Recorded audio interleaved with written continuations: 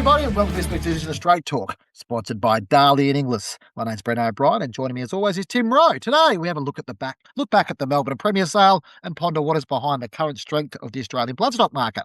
We also look at who is the best young talent in Australia and a possible export levy out of New Zealand. In racing, Racing New South Wales proves its returns to owners, Racing Australia's long-awaited fact book, and who will be the big winners and losers from this week's Group 1 racing. And in wagering, the move towards the national tote and the crackdown on social media influencers. Tim, we were in Melbourne over the weekend. It was a highly successful sale, more than $8 million spent than last year, average up 5%, clearance very strong. The bloodstock world goes on. The rest of the world might be in absolute chaos at the moment, Tim, but when it comes to the bloodstock world, it lives in its own little world, doesn't it? And England will be highly pleased with the results, but also it just shows you how healthy and confident the industry is at the moment. There's the old theory that the bloodstock market's sort of 18 months behind what's happens economically, or the share market and things like that. So, but yeah, it was strong, and I think it fed off last year's great sale where there was a lot of Asian participation. And I know Sebastian Hutch keeps referencing Nicky Wong, but it's not just Nicky. There's the whole English team really putting a lot of effort to getting a buying bench last year, and then the horses or the vendors sort of follow, going, gee, that was a great sale. I'll sell my nice colt that could go to Easter, or probably Magic Millions on January. I'll go to Premier. And placement of horses and yearlings is, as important as finding the right race. Where what was, it was a fantastic Premier sale. But what was interesting on the bus is, Bren, we get the bus out from Crown, not that we're staying at Crown Towers, but near there, we catch the bus from there. That, you speak to a lot of industry people, and it's about expectations. And, the book two at Magic Million, someone said, we had a great sale. We took horses up there sort of going against the grain, perhaps sort of doing opposite what to most people. And it's about expectations on your horse. People would have taken really nice horses to Premier and mostly got rewarded. And I'm sure there was, like any sale, some were a little bit disappointed, but overall, really strong market, depth of buying bench. And without, I know the Newgate China Horse Club bought a couple, I think, but, it wasn't dominated by one buyer. And Yearlong, for instance, were selling rather than buying. So mostly. So, it was overall a strong sale. Yeah. And I think, like I said, they've done a great job with this Melbourne sale, to be fair, and probably the last couple of years have been success. So there is some local factors there, as you spoke about, Tim, and, their strength of getting those buyers there and all that sort of stuff. But there's a broader sense of positivity as well. I know that Sebastian's very keen to point out that the first sale of the year went down, as he keeps on pointing back to us a lot. But I still think that Magic Millions would have been very pleased with how that worked out, given they had fewer horses and the way things sit. But I think overall, you sit there and you take a temperature test going into Gold Coast March, Adelaide, and Easter, and the yearling market in Australia is in pretty rude health. In fact, it's in better health than it was last year, probably better health than it was 2 years ago, and only really behind those sort of peak years of 22, 23 in terms of where things sit. I think that the owners, or the trainers in particular, are just so bold, prepared to take risks, because you talk to them, it's really hard to sell down horses, but they keep buying because they, I guess it's the biggest stables in particular, or any trainer. If you don't have horses, you can't train winners. And if you're still paying rent on boxes, it's, quick way to the poorhouse. So they've got to back themselves to be able to sell horses. And I guess, it is a discretionary spend owning racehorses. There's still a lot of money out there, and there's nothing better than owning a winner and a good horse. And there's some good horses around at the moment. I think that inspires people to get, reinvest or go, I want to be part of that. And, that'll continue it. Certainly at the Easter sale, and hopefully for Magic Millions' point of view, was the cutest, now open sale at the Gold Coast and Adelaide as well, which, it is. We'll have more of that lower end of the market, which is tougher, but it'll be interesting to see how strong it is. Yeah, and obviously you spoke to Sebastian after the sale on Monday, so it was ahead of book two, but nevertheless he was sort of able to reflect upon the strength of the first 2 days of the sale, and point to sort of the overall parts of the market which he thinks are sort of driving this confidence at the moment. Well, we spend 12 months a year trying to develop buyers, canvas buyers, and I feel like we're good at it, like we're motivated to do well, because if we can generate a good buying bench for each sale, that gives vendors confidence. If vendors are confident in what we're doing, we get better horses. I certainly think that was the platform for the sale going better this year. We had better horses, and that gave the buying bench a bit more impetus. But to be at the end of day 2 and for the gross to have exceeded the gross figure for the end of day 3 last year already is really pleasing. Like we've put a significant amount more. Like I think the gross up over 8 million year on year, the equivalent stage. I feel that's a good effort, testament to the quality of horse the vendors gave us to sell. Clearance rates up. It's not at the level we'd like it to be, but it's up on prior year. Median is up, average is up. We're confident running a good sale, and it's. I think it's fair to say it's played out probably even better than what we expected. Where have those so-called good horses come from? They come from that would have been sold at other sales, or can we read into it that the quality of the Victorian bred horses, for instance, has improved? I'm not saying Rick Jamieson had great drafts for a long time, but Ross Ferris, as we mentioned yesterday, that maybe the local stock is better. Would you say? I think it's a combination of factors. If you take Rick Jamieson and Kelly Skilcone Gilguy as an example, they're supporting this sale exclusively this year. And last year they were exclusive English supporters, but they had a draft at Easter. This year they're selling exclusively here. And I think that's a contributory factor in the success of the sale. We like more local vendors to see the value in the opportunity that presents. We've seen over the years different vendors exclusively target this sale to great effect. Gilguy are doing that now, and I think there's a case to be made for a number of other vendors to consider doing the same or carefully consider doing the same.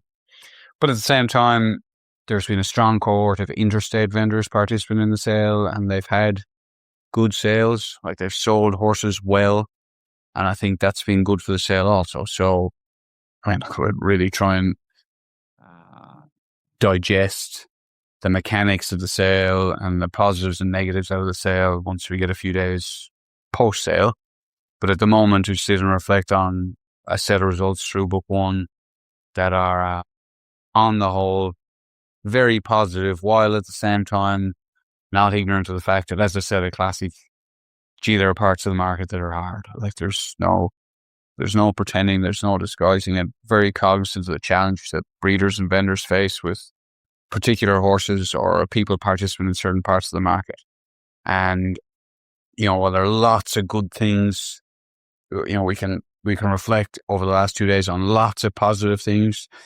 A certain amount of our focus will be on how do we make the parts of the market didn't work so well better ahead of next year. And that's the same for Classic, it'll be the same for Premier. Just sort of more broadly about trainers being able to sell down their horses. Anecdotally, it hasn't got easier. It's might have not necessarily got harder, but it hasn't got easier this year from what I'm told. But, trainers are still going out there and, putting their neck on the line seemingly. And, certainly, as you say, up 8 million at Classic, and there's a lot of money's already flying around the market that's, trainers have to sell down the majority of those.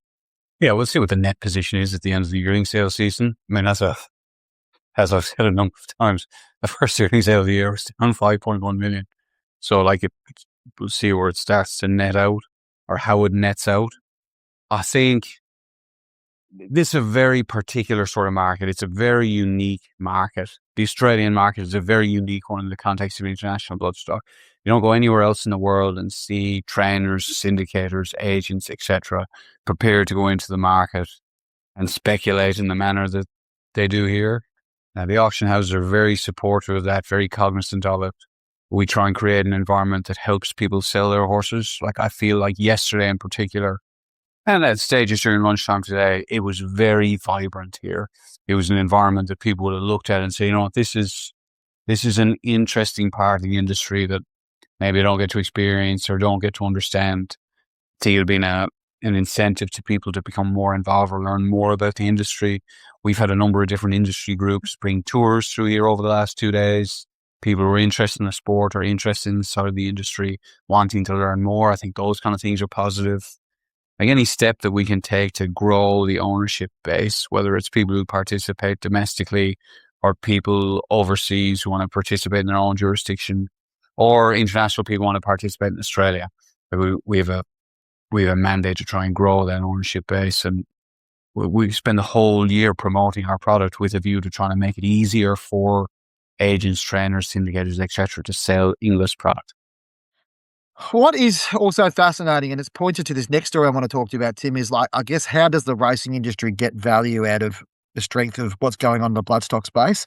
Now, and this is not necessarily a direct correlation with this, but this export levy story that you've written up this morning, Tim. Talk to me about that story. It's sort of basically, it's an idea that's come out of New Zealand that, if New Zealand are going to lose their best horses overseas, that there needs to be a benefit to the New Zealand industry according to that. And, I guess in theory, we sort of see why you would do that, but there probably is a line where you can push it too far. It's a bit like the old Donald Trump tariffs, isn't it? So, Well, look, at the moment it's $450. Australia charges, all the major jurisdictions have the similar fee. Australia's $550. UK sort of £200 or, roughly sort of equivalent of $500, around that mark, just for horses that are exported out of the country. It's more a fee to cover probably the administration of that with stud books and different things like that. I guess, NZTR have got a whole new executive team over the last sort of 12 months. Matt Balesti and Mitch Lamb, there's general manager of racing, and, Charlotte Mills, who's there as sort of contractor. So they're looking at ways, how can we improve, the bottom line, or just make the industry more efficient? And that's, as Mitch pointed out to me, there's probably 40 things they're looking at and they should be looking at. And one of them is the levy, increasing the levy, because New Zealand is a heavy export market. It's probably not just the good horses, but as we know, like Australia bought 200 horses from the Book One Karaka sale. Hong Kong's a strong market, the Ready to Run sale. All the horses, or majority of the horses, go overseas and are exported. So the industries, or NZTR, was looking at, okay, there's a lot of money going out that we're not really getting a return for, where you can argue some of these horses, the NZTR infrastructure is used to prepare some of these horses, particularly breeze-ups and, off trials and things like that. So maybe we should up the fee and get, and the initial figure was $5,000, and they mightn't think that was a lot of money, but if you're thinking that's passed on to the owner, Australian buyers might go, geez, another $5,000, that's $5,000 less they're going to spend on the horse, or they go, I'll just go buy a horse in Australia. And Hong Kong the same, in particular those smaller markets like Malaysia, Thailand, Korea, go, geez, I'm only spending $25,000. It costs me $20,000 to get the horse to my home country, and then you're going to slap me with another $5,000. It's too hard. So that's the argument on the other side. NZTR, I think, have backed away from $5,000. It'll probably go up slightly, if at all. Maybe goes to $750, and even $1,500 was probably bandied around, might be too high. But as Mitch says, they've got to look at all these things. There is a new executive team there, and they should be examining all those things, and they're taking feedback and consulting, which is important, rather than just saying this is what's happening, because there's a lot of moving parts in the industry, and you can't keep everyone happy, as we know. Well, it's an interesting one too. I kind of think if they had done it this year, NZTR, because of the difference of the Australian dollar, they probably actually wouldn't have been noticed. Like pretty much, it probably would have leveled most of those horses back up. But if you've got people buying 10 to 12, 15 horses out of New Zealand each year, and even the trade out of New Zealand, and the money that can be made, it's, the reason why people do buy those horses out of New Zealand is, yes, performance, but B, it's price, isn't it, Tim? Like, it's the ability, the fact that you can buy a good group quality horse out of New Zealand at a better price than you can buy one in Australia, because of the nature of the market and the willingness of the Kiwis to trade, and the fact that a horse can only go so far and earn so much prize money in New Zealand. So it's, we talk about the difference between the Australian and New Zealand industry. We talk about the similarities as well, but it's an interesting approach. Like I think it's good that they're canvassing these ideas and talking about them, and if they step back and go, whatever else, this is what happens in politics. You run up the flagpole, see what people happen. If they want to burn the place down, then we go, okay, we've got to probably change our course here. But it's an interesting one from that perspective. So, and I think, we'll watch that one with interest, and I think we'll see probably a few things coming out of New Zealand under NZTR and Matt Palesti's watch. Now he's sort of 12 months into the role. Separately, quickly back to the sales news this week, that the Winx Colt by Snitzel won't sell at Easter. Obviously, a bit of a setback there for Inglis. He would have been an absolute draw card, and Yeah, no doubt drawing a multi-million-dollar price tag and all that sort of stuff. Any insight there to sort of where things are at? Is a major setback, minor setback? What's sort of the expectations there? Will he be retained to race, do you think, Tim? Everyone's pretty tight-lipped, but my understanding is it's not a major setback. It's, if it was another horse without that pedigree, no one would have noticed. There's the average is, I think, 10 to 15% of every sale catalogue generally is withdrawn for some reason or other.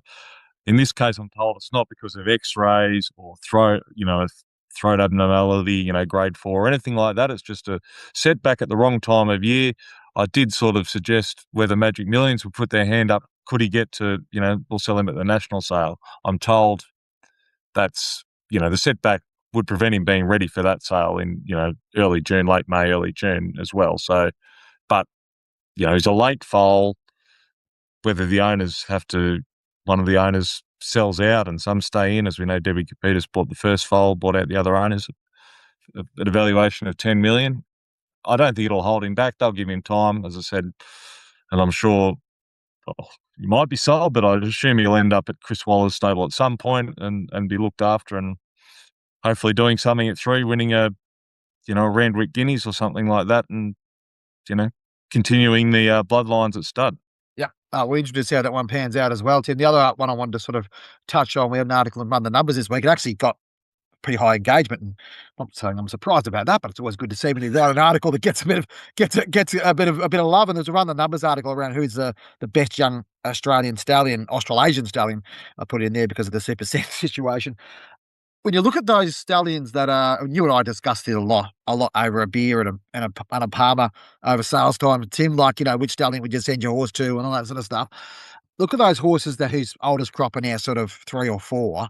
There is a really strong collection of stallions, isn't there? I mean, I think, that if you look at the ones that are currently 4, we're talking Super Seth, Too Darn Hot, Alabama Express and Castle Vecchio. And the ones that are 3, we're talking Gayaf, Bivouac, Ole Kirk, and then you probably had Farnan and Wooten Bassett there as well, albeit that Wooten Bassett obviously no longer with us. But the numbers are fairly strong. Gayaf's obviously been well publicised, for 10% stakes winners to runners so far, only 40 runners in Australia.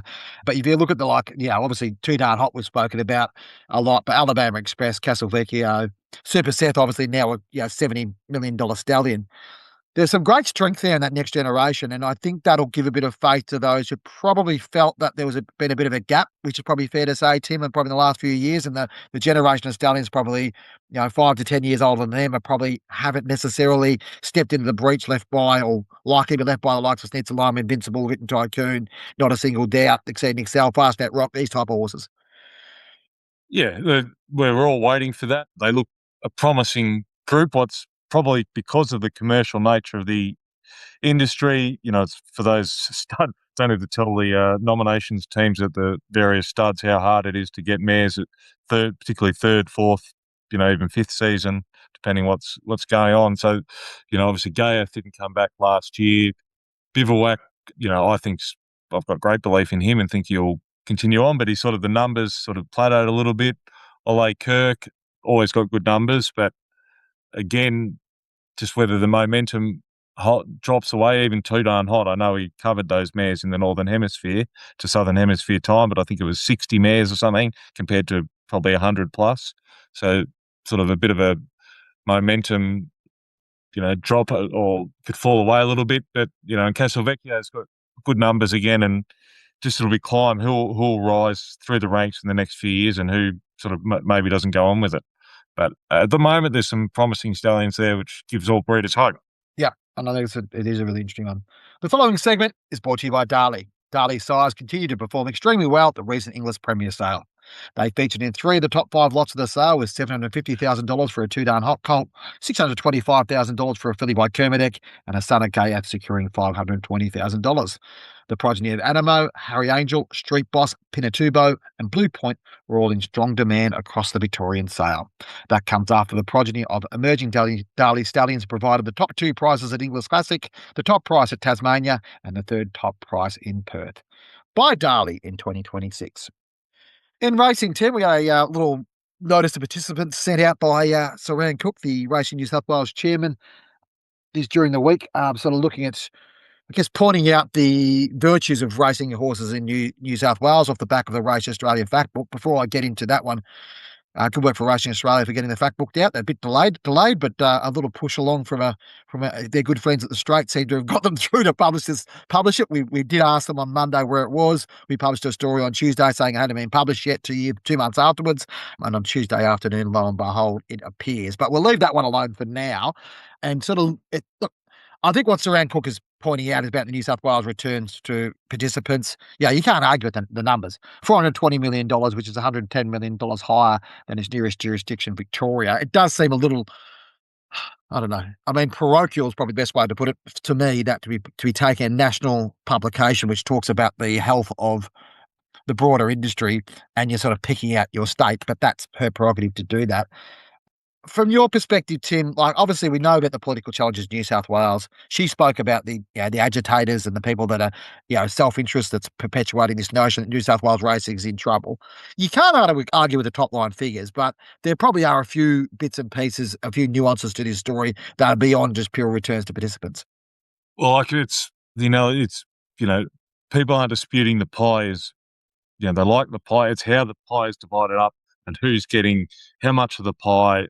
The argument from some of those agitators or people is, and again, I can see both sides to this, is the top end, races are too high and the bottom end are not getting enough, or the spread of, obviously there's some mega stables in New South Wales, good luck to them, that are taking, some would argue, a disproportionate amount of that prize money. And then, which, again, that's I assume the Racing New South Wales board debate that, how that should be divided up. And then the other thing is prize money compared to infrastructure. And we'll use Victoria as an example. I think Victoria, most would agree that probably got better training infrastructure than New South Wales. Sydney probably just makes it difficult, obviously, with Randwick and Rose Hill, and as we know, Warwick Farms, financial challenges to upgrade those in a metropolitan area, like urbanised area, whereas Victoria's got Ballarat. They invested in Pakenham heavily. Cranbourne's, a massive training centre with sort of 1,500 horses, I think. So I don't think it can be measured just by prize money levels, because there's the infrastructure, and I'm not saying it's anyone's fault, but necessarily it could be bad luck, coincidence. But Bathurst was been called off sort of mid-meeting twice in the last few weeks. There's been a lot of rain, but Orange was abandoned today. New South Wales has a lot of tracks to upkeep that race a few times, but infrastructure, I think, is probably an undervalued part of that pie that hasn't been distributed accurately. Some would argue that anyway.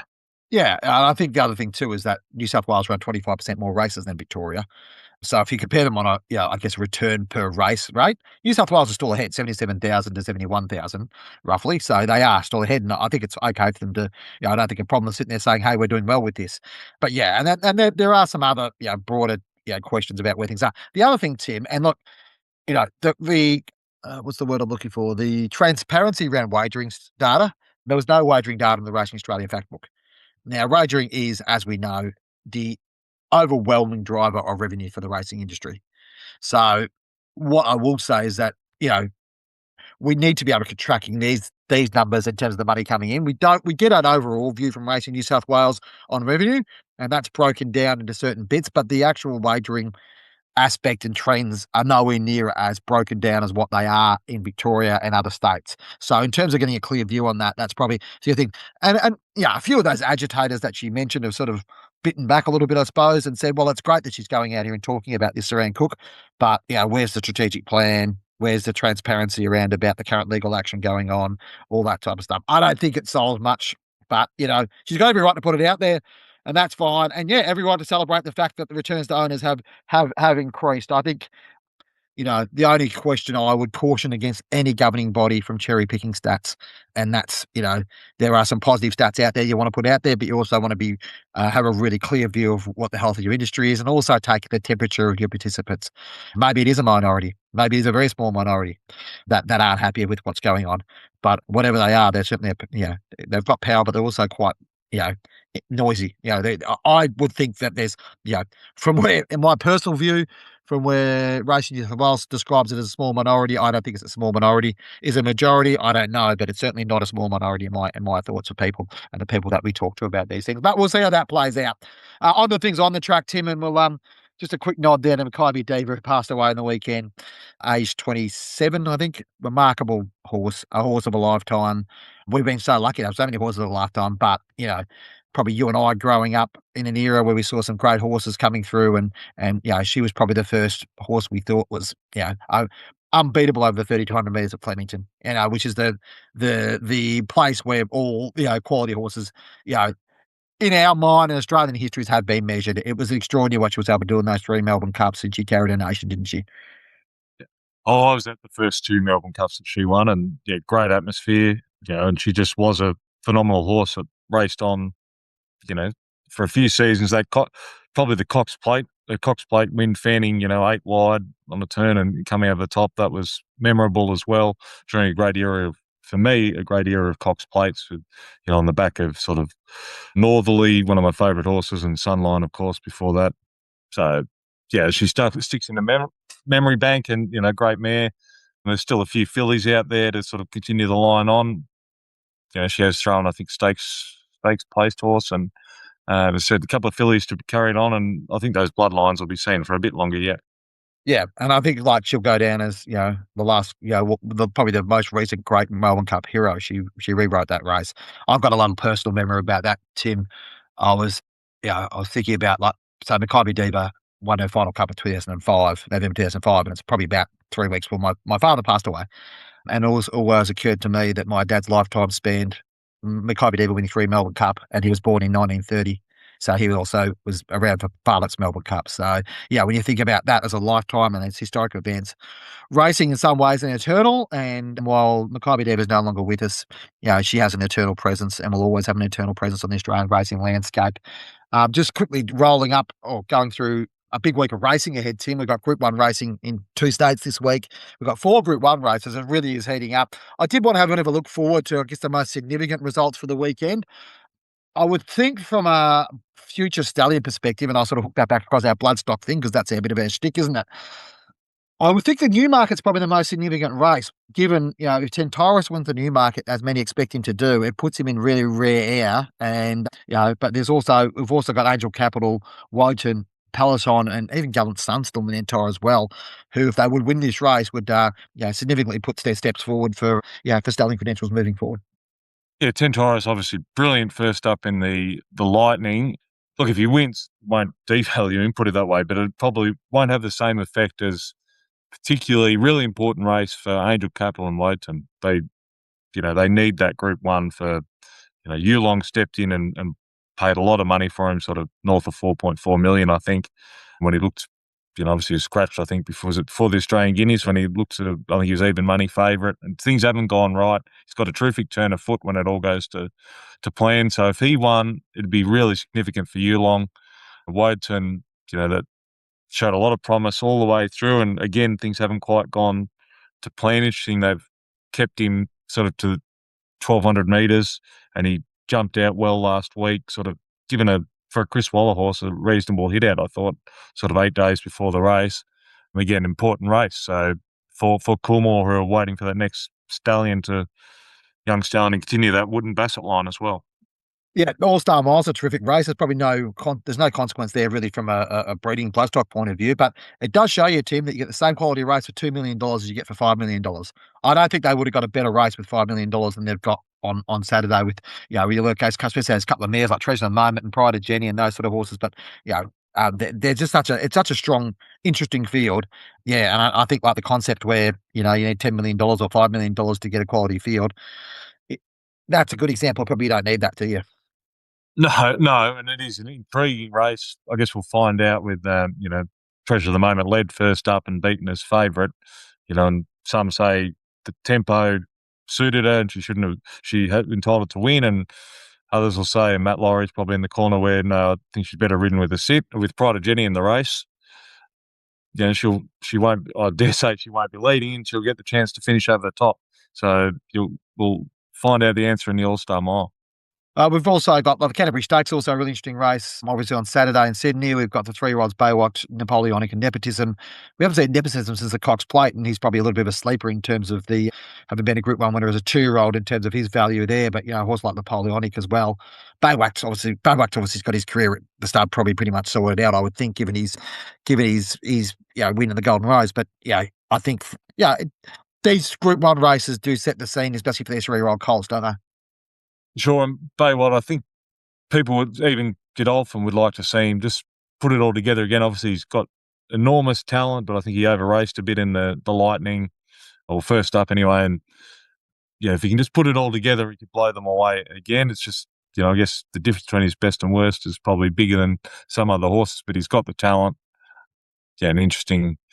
We say 10 Taurus, apparently been ruled out of Royal Ascot, but could Baywatch, if he puts it all together, could he go to the Northern Hemisphere Royal Ascot this year? I'd say, unfortunately, Dubai's almost certainly ruled out given the war at the moment. But, it'd be on the line if he can put it all together and maybe go to a TJ and then maybe overseas. I've also got the Randwick Guineas, of course, with Autumn Boy, Attica, Rivellino, or Colts looking to sort of, enhance their record across that.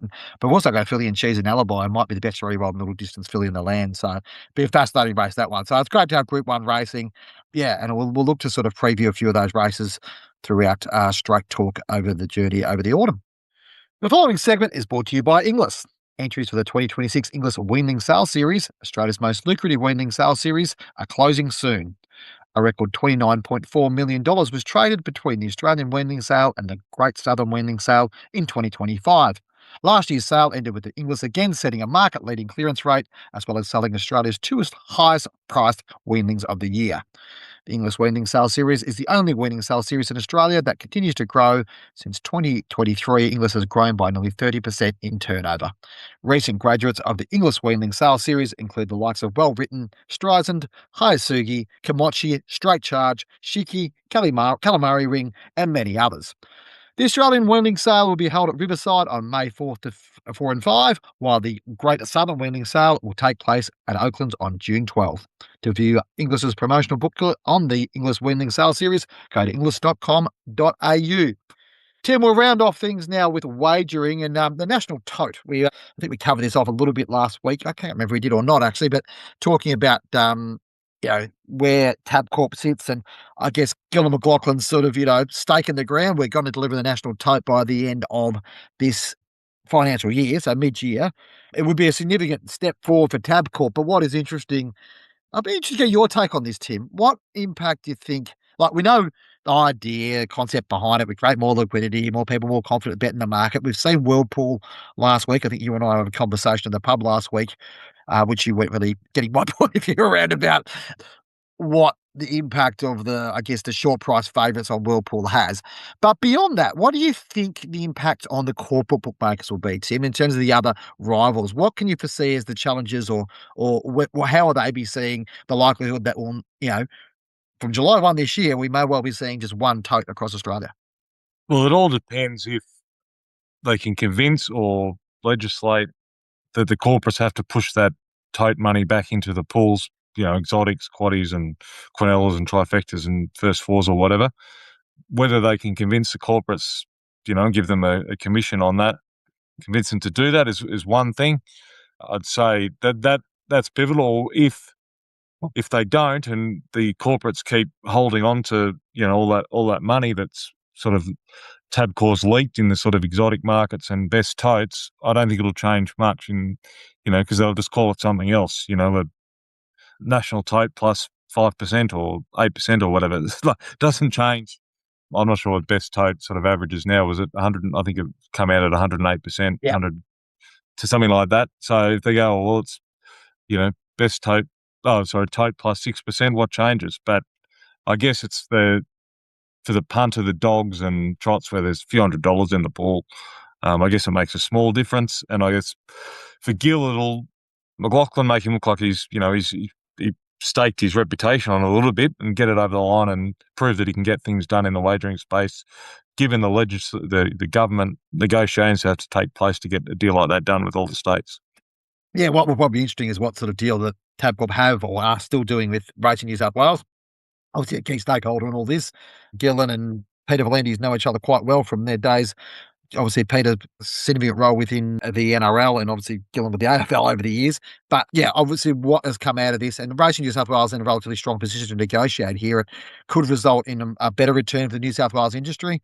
We know before that, Peter V'landys, for all his critics, what he has done well is equal a lot more money to wagering. And we go back to before the discussions around prize money, all that sort of stuff. That's all been driven by race fields and that landmark decision, which, again, to his credit, he took on in 2012 or 2011, took them to court and got the rights to actually, charge them a fee for operating, on their field. So it'll be interesting to see what comes out of that and what the deal is and how things have worked out, because it became apparent during this week with conversations or with sort of stuff that come out of the New South Wales government that there's no chance that the New South Wales tote deal gets reviewed before 2034 when it's up. So I don't think it's going to see much change there. So if New South Wales Racing in particular got to eke more returns out of Tabcorp deal, they're going to have to do it through these type of negotiations. So we'll see what happens there. Like I said, there is a deadline. Internally, Tabcorp are very confident they'll make it. There's a few things they had to step through. Some of other people in the industry I've spoken to sort of in background have sort of cast doubts whether they may get there or not. But we'll see what happens, and it's an important deadline. The only other one I wanted to touch from a wagering perspective, Tim, and it's probably something we discussed sort of previously on this podcast, is I guess social media influences and wagering and gambling and where things sit. And Liquor and Gaming New South Wales announced this week they're going to be cracking down on that, both from the perspective of the influencers and them getting paid money to promote gambling and betting products, but also from the company's point of view. So this is an interesting one, Tim, because it seems to me like, Liquor and Gaming New South Wales and their remit, they're more likely to be cracking down on companies that are regulated within Australia than those that are outside. And probably the challenge in this market is not necessarily the people that are spruiking, the regulated bookmakers or whatever else. It's those who are spruiking, unregulated overseas casinos and the like that are sort of, able to target Australian customers. Yeah, well, the invitation's open. Isn't Bren for Benny Scarf to come on this podcast? Have you issued that? I know you're a big fan. Yeah, I guess they want to be seen to be doing something and cracking down, and there is a proliferation of these people and not targeting Benny. He's done whatever the arrangement is, and however he makes it work, he's got a following, and there's a lot of other people that seem that I come across seem to be trying to replicate that, probably not with as much success, but I guess if... or as much profanity. Yes. maybe. But there's obviously affiliate sort of schemes there. It's probably like the old, similar to the websites sort of 10, 15 years ago, and Punters and RaceNet was sort of built on that. And now it's sort of social media influencers, and I guess just trying to keep a check on that of who's got what. And, and as we know, there was that influencer that came down sort of to Pakenham, and I think it was the Dogs as well. And, there was a screenshot of having a bet on an Australian illegal wagering company on left-hand advisors, lots of winners. Yeah, stake, yeah. So, yes. Yeah, I guess they're just sort of trying to keep on top of that, which is pretty fast-moving feast. Yeah, I think 44% of Australians, according to the Responsible Wagering Australia Commission survey, can't tell the difference between a legal and illegal bookmaker, and you can't blame them, Tim. If you can get a hold of those ones, I mean, you should come up with a block and all those type of things. But in social media, it's all very grey as well. So we're a long way from being social media influencers, Tim. So it's probably not an area where overly feel for. But what I will say is that it'll be interesting to see what happens, whether they decide to crack down more on the regulated market and the non-regulated market. I don't know if a company in Curacao getting a nasty email from Liquor and Gaming New South Wales is going to make much difference to the way they decide to do things. But we've seen how important that celebrity model around about promoting these things is to this growth. And we probably have seen it more in the unregulated market than the regulated market. Well, that'll do us for now. Thanks for joining us on Straight Talk, brought to you by Dalian English. Thank you, Tim, for your time as always. Don't forget to give us a rating wherever you're listening to us on our podcast, and be sure to subscribe. Check out the Straight subscription offering there. We urge you to subscribe to access all our content. Send us an email, editor@straight.com.au. Let us know what you'd like to talk about, any issues, any interviews you might want to see us do, whatever else. And we'll talk to you again next week.